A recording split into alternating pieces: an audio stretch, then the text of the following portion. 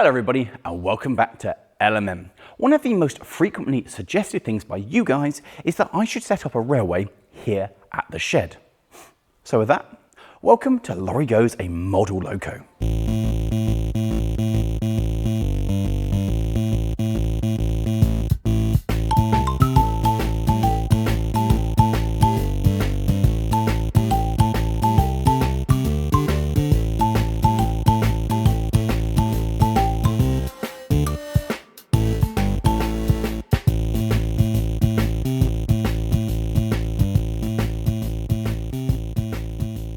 Now I know that some of you are going to look upon this and immediately be disappointed, expecting something like a 2-foot gauge railway being announced.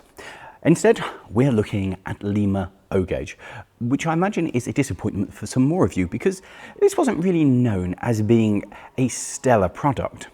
This particular engine is Lima's 4F, and there were a couple of versions of this. They did it in this rather striking LMS maroon with a really weird font for the running number on the side, which I've never really understood. And they also did it in LMS black. That concludes the liveries they actually did this in, bar one for some weird other set, where this engine here didn't have the tender and was fitted with a little bunker, turning into a weird tank engine, but no tanks on the side. So it had a bunker for coal and had become a well tank maybe.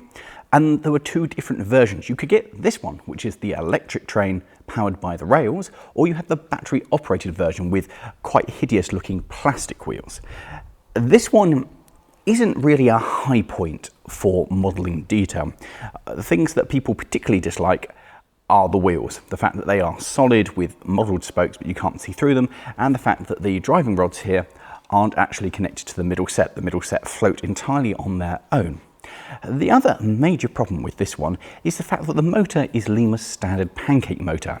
It wasn't beefed up or anything to work with this, no, it's just the same basic thing, which means that this is criminally underpowered for what it is, because this is so light that just the slightest touch, if I throw this in the air, there will be a slight delay before it comes back down to earth. Floating gently, it is a ludicrously light. The reason I have this is that way back in the past, I saw it for sale as a set. It was this, 2 Mach 1s in LMS livery and an oval of track. And for £100 on eBay, I thought that was quite a nice way to get into O Gauge. I wasn't thinking of seriously getting into it, but it was just quite, well, represented good value for money. And so I purchased it, and this was my first foray into the O Gauge. And that's about as far as it's gone. Mainly because it has these horrendously overscale Buckeye couplings on the front and rear which connect to the stock. I've never really done anything else with it. I haven't tried to modernise it or put 3-link couplings on it to use it on the Skull because I quite like it as it is. I keep playing with the idea of getting another one and using the other one to be modernised, more detailed, put better wheels on it and give it 3-link couplings, and then I can run it up and down on Skull, whereas this I think should stay how it is in this weird kind of condition. It has very little detail on it, so doing more to it would be relatively easy. It has the moulded handrails on the side and some moulded detail of steam pipes going into the side. So to make this a bit better, it wouldn't be too hard to sand that flat and then put actual handrails on it, particularly if one was going to repaint it and get rid of the weird font on the side. Obviously, putting just numbers on the front would make a big difference to it as well, and having, well, anything else to make it a bit more special. And obviously changing out the wheel sets so that the rods connect to all of the driving wheels, and probably upgrading the motor. Surprisingly, there is a little bit of detail inside the cab. It's not much, but it's more than I would expect for the model, and the tender is actually okay.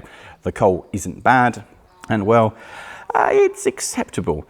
Obviously it's missing anything like vacuum fittings or steam heat or absolutely anything, but it's a toy. This was a toy and it worked very well as my first foray into O. As a model, as we've started to cover, it's slightly, well, flawed. One of the bigger issues with it is the fact that Lima started making these in about, I think 73 is when they started going into O Gauge. And by the 80s, I think 81 was the last year that they featured it in their catalogue, so it wasn't a particularly long run. The biggest thing was that Lima decided to go with a 1 to 45th scale with continental O Gauge rather than what we'd got in the UK, which is 1 to 43. So this doesn't look quite right, neither do the Mark 1s that came with it. And part of the problem with this is the same model as Lima announced in all 3 gauges. You could buy this 4F in N gauge, in HO, and in O. The result was that as it was the same thing, just scaled differently, it didn't really look right in any of the gauges. In fact, I think it looks best in O. The N gauge version has a swollen tender to be able to accommodate the motor and looks a bit stumpy and underscaled and just strange. The HO one, because it's HO, looks very weird when compared to 00 stock. And then this one looks acceptable. And I think that's what we're going to go with, acceptable. It does mean that the HO version of this is one of the very few British outline HO models that I know of. But I will go back to the point of, as a stepping stone into O, particularly before there was much ready to run, this represented a really nice way to get in the hobby and was a ready to run locomotive way before people like Dapol started making affordable O gauge.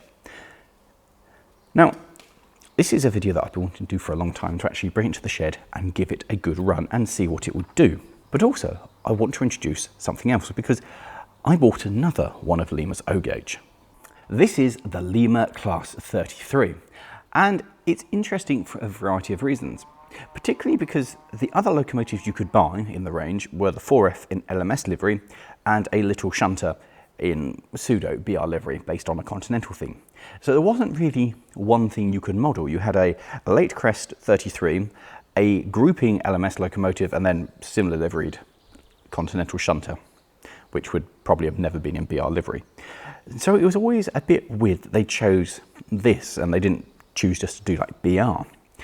What is also interesting is I wanted this because I fancied having a big O gauge model, and this very much fits the bill of a larger model. It is, however, well, there's just something off about it. It doesn't look quite right.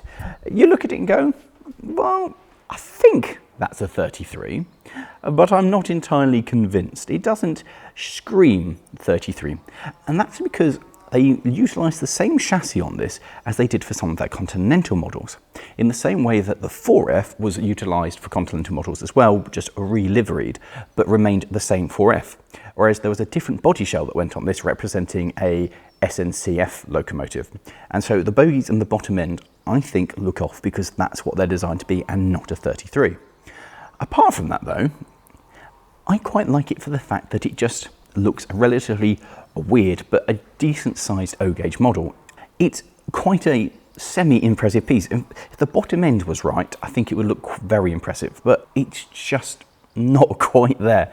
Not helped, of course, by the massive Buckeye couplings. Now, the most notable thing about this one is that it is slightly better detailed than the 4F. There is a lot of rivets and grills. I mean, they're molded detail, but they're still there, and lots of, well, windows in it in which you can see the wires that run inside. It has the same pancake motor as a standard Lima anything else, like the Lima 33 they did. This one again is just the scaled up version, so pulling power is presumably somewhat limited. However, the notable thing about this is I bought this quite a few years ago, but I've never actually given it a run because I've never had the opportunity to set up the O gauge, and Skull just is not big enough for it. I've posted it on Skull, but it's never done anything. So today, taking this thing out for a run is going to be its first ever trip, and I am genuinely excited about that. And I think this one has been upgraded with LEDs or one end to illuminate. Regardless, I'm kind of excited to give it a run and see what it would do. It's still, I don't know what it is. I think it's just a bit too squat.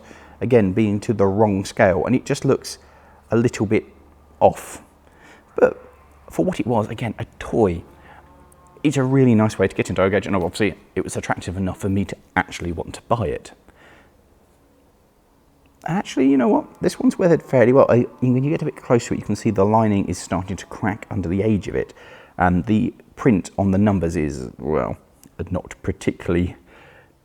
You know when you've got a printer that's kind of gone a bit wrong and everything's a bit soft? That's how it looks. Everything's a little bit soft on the side of it.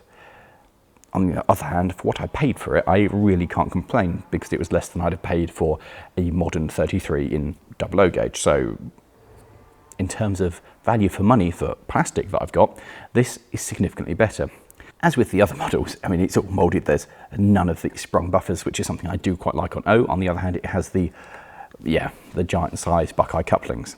This one, I don't know what I'm going to do with. I don't know if I'm going to convert it so it has chain links and I can use it on Skull, or if I'm just going to leave it like this in its format. I suppose it depends somewhat on how well it runs.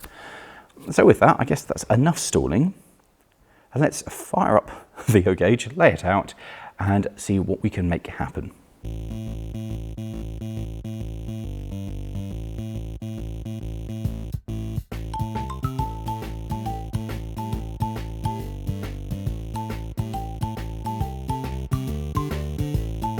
So of course, the big question is, does it still work?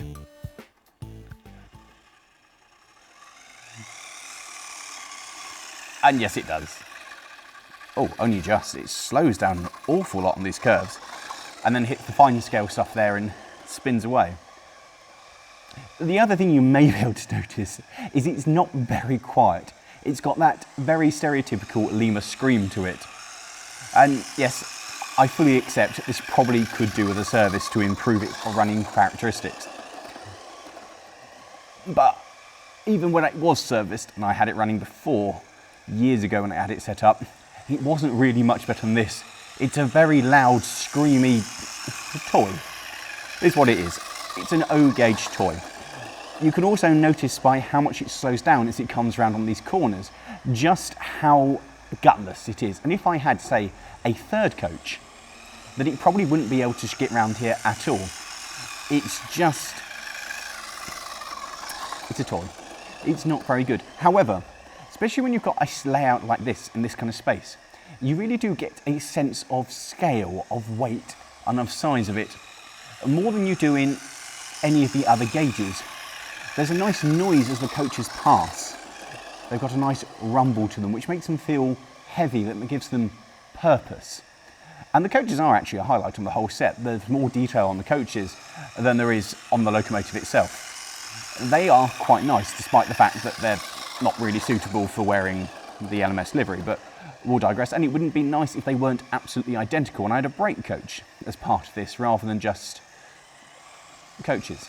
The other thing that really does make it a toy is just the massive gap between them as they go past. The Buckeyes are massive, which just give this huge, unprototypical gap as they go around. Now, I know this was done to allow it to get round these ridiculously tight curves, because the set itself is just an oval of track. There's no straights in it, it's just a circle. And in order to do that, they need a huge amount of space. But it does really just spoil what could have been a lot nicer. And if I was going to do anything to this and use it on a proper layout, those couplings would have to go. But maybe I'm being a bit too harsh on what is basically a toy. That's what it is. It was designed as a toy to go round like this on a bit of ground. The problem is it's just quite a large toy, and I've never been able to set it up with this much before. I've only ever had like 1 or 2 straights rather than this whole section where I can let it trundle off all the way up the shed. Which is nice. It's what you can do with O Gauge and enjoy it a bit more, and it feels like it's doing a trip. And as much as I would like to upgrade it, I like it being a set. I like it being a toy that you can just lay out somewhere and go with.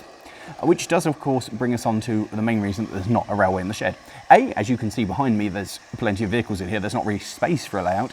Secondly, I had to sweep up everything in order to make it work because it's so dusty and it just repeatedly gets dusty in here. And then finally, it's not really weather sealed in here. So it's not ideal for a modern railway. It's just why this is just a temporary setup for this. But it is quite just delightful as it trundles around. It's nice to give it a run. But as this does work, the thing to do is to go and get the 33, and I've got a wagon somewhere as well that's never run, and give them their first ever runs. So here we go with the first run of the 33. I give it some power. And it's moving, so that's a good start. It's got a bit of a clatter to it. I have no idea what that is. I don't know if that's a gear or if that's just something, a noise it makes. No idea. But the thing works, and that's the most exciting thing, because I've never had this running before. And I can forgive the fact that it looks slightly strange, that it's slightly the wrong scale, because when it's got two coaches behind it and it's hammering along, this is a perfect little preserved railway in my head. And the fact it looks a bit wrong doesn't really matter. It looks great on the two coaches. And I will, again, forgive the ridiculous distance between it and the coaches. It's certainly got a lot more power than the Lima 4F. It runs a bit better, apart from the fact I suspect it's the curves in this set are just too tight for it, because they are ludicrously tight for O. I mean, we're talking like first radius, if not tighter, in terms of double O. Why does it rattle like that? That's a horrendous noise. I do like the fact the cab's illuminated. Didn't know it had that. I thought it was the front marker lights lit up, rather than just having a bulb in the cab. Which, I mean, the fact is I can kind of see the light illuminating through the body, so it's not the most ideal thing, but it works. I don't know what I'm going to do with it past this.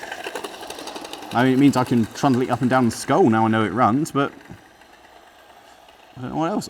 I mean, certainly I need to give it a service, but there isn't a huge amount that I can do with it. I can just charge it along at full power. What is that noise? If you know why it's clattering like that as it goes around the corners, let me know. I assume it's because it's too tight, but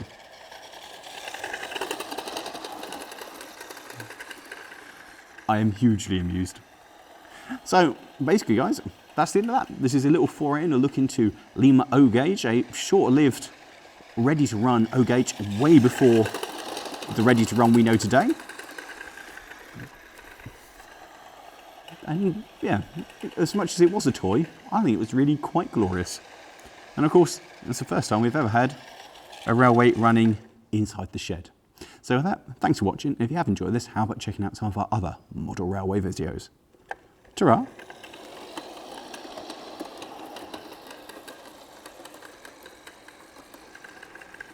I'm just going to play trains the rest of the day.